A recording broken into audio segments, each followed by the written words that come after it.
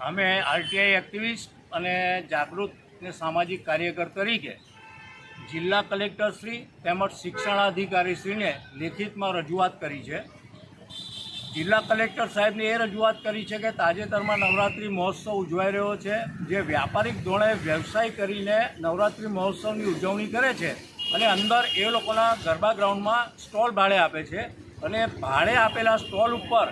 MRP કરતાં 3 થી 4 ગણા વધારે રૂપિયા વસૂલ કરી અને આ લોકો વેચાણ કરતા હોવાની ફરિયાદો અમારી પાસે આવેલી. તો એ બાબતે અમે લેખિતમાં કલેક્ટરશ્રીને રજૂઆત કરી છે કે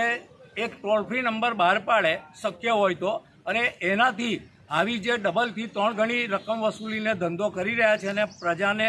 લૂંટી રહ્યા છે એની સામે એક બ્રેક વાગે અને જનહિતનો આ પ્રશ્ન હોય, કલેક્ટર સાહેબ આ બાબતે ગંભીરતાપૂર્વક ધ્યાનમાં લઈ અને યોગ્ય કાર્યવાહી કરે. બીજો મુદ્દો અમે શિક્ષણ વિભાગમાં શિક્ષણાધિકારીશ્રીને એ બાબતનો આપ્યો છે કે તાજેતરમાં હોસ્ટેલ ગ્રાઉન્ડ પર પોલીસ વિભાગ દ્વારા ગરબાનું આયોજન કરે છે. બહુ સારી વાત છે, થવું જોઈએ, જેનાથી પ્રજાને બી એક આ મહોત્સવ ઉજવવાની સારી એક વ્યવસ્થા થઈ શકે. પરંતુ સાથે સાથે એ પણ જરૂરી છે કે આ ગ્રાઉન્ડ એ રમતગમતનું ગ્રાઉન્ડ છે અને હાલમાં ગરબાને કારણે રેતી માટીની આખી પાથરવામાં આવેલી છે અને એ પાથર્યા પછી જ્યારે ગરબા પૂર્ણ થાય ત્યારે ફરીથી આ રમતગમતનું ગ્રાઉન્ડ પૂર્ણ સ્થિતિમાં આવે એવી એક રજૂઆત કરી છે અને એમાં ખાસ લખ્યું છે કે આ ગ્રાઉન્ડની પૂર્વવત સ્થિતિ કોણ કરશે, જેણે ગ્રાઉન્ડ ભાડે આપેલું છે તે કે જેણે ભાડે લીધેલું છે